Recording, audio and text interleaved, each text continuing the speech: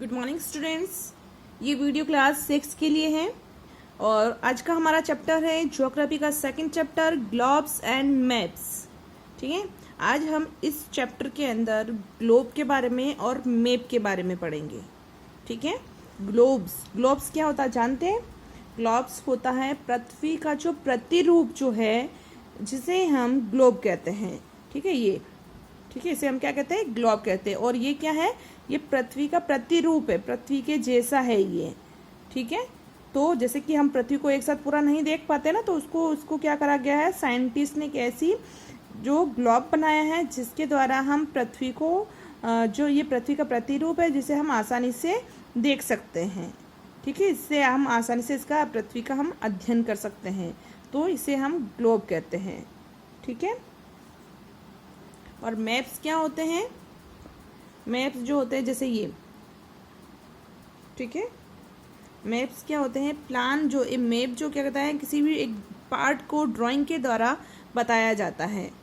ठीक है, जिसे जब बहुत बड़ी जगह को एक छोटे सी कागज़ पर स्केल के द्वारा हम माप कर उसे बताया जाता है, उसे कहा जाता है मैप्स। तो इसके बारे में, ग्लोब्स और मैप्स के बारे में हम इस चैप्टर में और ब्रीफली पढ़ेंगे।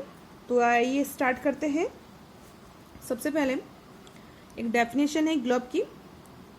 आप सोचिए कि जो हमारी अर्थ जो है उसका शेप कैसा है ना?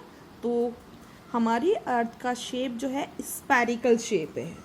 ठीक है, और जिसे हम ऑरेंज भी कह सकते हैं। ऑरेंज की तरह हमारी अर्थ का शेप है। और जैसे कि ऑरेंज के दो पॉल होते हैं ना, ऊपर और नीचे दो हिस्से में दिखाई देते हैं ना, तो उसी तरह से ऑरेंज देखिए ना, उसी तरह से हमारे अर्थ जो है उसके भी 2 पॉइंट्स से, एक नॉर्थ जो ऊपर की साइड में जो है उसे हम नॉर्थ पोल कहेंगे, और नीचे की साइड में जो है उसे हम क्या कहेंगे?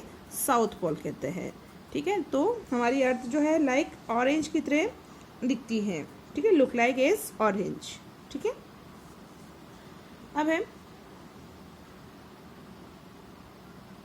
The earth is make a model of a global form such as man-made model of the earth on a small scale is called a globe.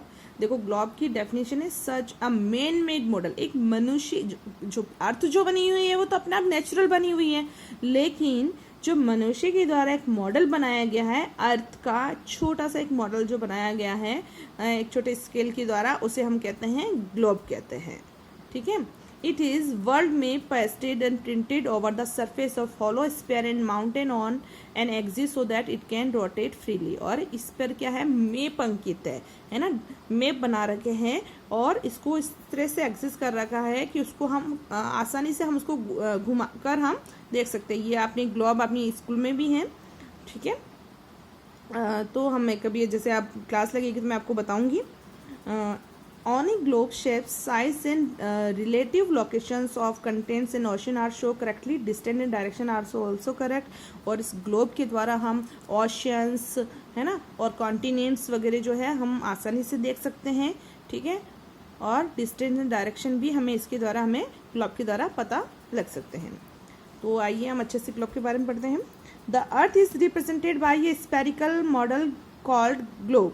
जो अर्थ को जो है एक स्पेरिकल मॉडल के द्वारा रिप्रेजेंट किया गया है उसे कहा जाता है globe. The globe is always mounted on its stand with axis tilted is you can see in the picture. और जिस तरह से पृथ्वी अपने अक्ष पर थोड़ी सी झुकी हुई है, थोड़ी सी में 23.5 डिग्री झुकी हुई है, उसी तरह इस ग्लोब को भी ऐसे ही स्टैंड किया गया है। ये भी अपने एक्सिस पर 23.5 डिग्री थोड़ा झुका हुआ है। ठीक है, अपने एक्सिस पर। और जो ग्लोब जो होता है उसके भी 2 पोल्स है। जो ऊपर का जो पोल होगा उसे हम क्या कहेंगे? जो फर्स्ट जो नॉर्थ की साइड में जो एक्सिस होगा उसे कहेंगे नॉर्थ पोल, और साउथ का जो एंड जो होगा उसे कहेंगे हम साउथ पोल। तो 2 पॉइंट्स आपको यहाँ पे भी मिले हैं। The north end of the axis is known as the north pole and its south end is known as the south pole. ठीक है, यहाँ पे north pole and then next नीचे जो है वो क्या कहलाएगा? साउथ पोल कहलाएगा। ठीक है, तो ग्लोब आपको समझ में आ गया। अब हम पढ़ेंगे कि यूजफुलनेस ऑफ ग्लोब। अब ग्लोब का हमारे लिए क्या उपयोगिता है? ठीक है, तो globe is useful in many ways. जो ग्लोब जो होता है वो हमारे लिए बहुत तरीकों से उपयोगी है। तो फर्स्ट पॉइंट क्या है, it shows the physical features of earth such as the ocean and mountain. इस ग्लोब के द्वारा हम पृथ्वी के भौतिक फीचर्स के बारे में जान पाते हैं, जैसे ओशन है, माउंटेन है, ये है ना फिजिकल फीचर्स क्या कहलाते हैं, ओशन, माउंटेन, ठीक है। Then second, it helps in understanding how days and night are posed. We can actually rotate the globe to feel the movement of the earth. और इस ग्लोब के द्वारा हम वास्तव में दिन और रात के कारण को जान पाते हैं, है ना। हम इसको घुमाएंगे तो हमें पता चल जाता है कि किस तरह से जो है रात और दिन होती है। जैसे कि ये अर्थ है, ठीक है, और ये जो सन है यहाँ पर, ठीक है। अब ये सन है, अब इसका जहाँ पर इसकी रोशनी जाएगी, यहाँ इसका जहाँ पर इसकी रेज जा रही है, यहाँ तो क्या हो जाएगा, दिन हो जाएगा, और इसके पीछे वाले पार्ट में क्या हो जाएगी, नाइट हो जाएगी। तो इस ग्लोब के द्वारा हम डे और नाइट के कारण को भी हम जान पा रहे हैं, क्योंकि जो सामने का जो पार्ट जो है वो सन के सामने आया तो यहाँ पर डे हो गया, और पीछे गया तो यहाँ पर क्या हो गई, नाइट हो गई, ठीक है। तो ग्लोब इसलिए भी हमारे लिए यूजफुल है। थर्ड पॉइंट है, it also helps in determining the distance between two places।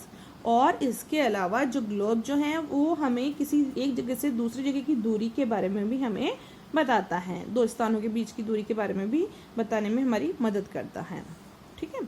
ये तो इसके यूजफुलनेस हो गए। अब हम पढ़ेंगे लिमिटेशन ऑफ ग्लोब। अब इसकी क्या सीमाएं है ना, क्या मतलब जो हमारे लिए बेनिफिट नहीं है, क्या क्या चीज़ें इसकी सही नहीं है, वो हमको देखनी है, ठीक है ना। कोई चीज़ें अच्छी भी होती है तो उसके कुछ पार्ट्स नेगेटिव भी होते हैं। तो अब हम पढ़ रहे हैं इस ग्लोब के नेगेटिव पॉइंट पढ़ेंगे। तो नेगेटिव पॉइंट्स क्या हैं, देखिएगा। In spite of so many benefits a globe has certain limitations also.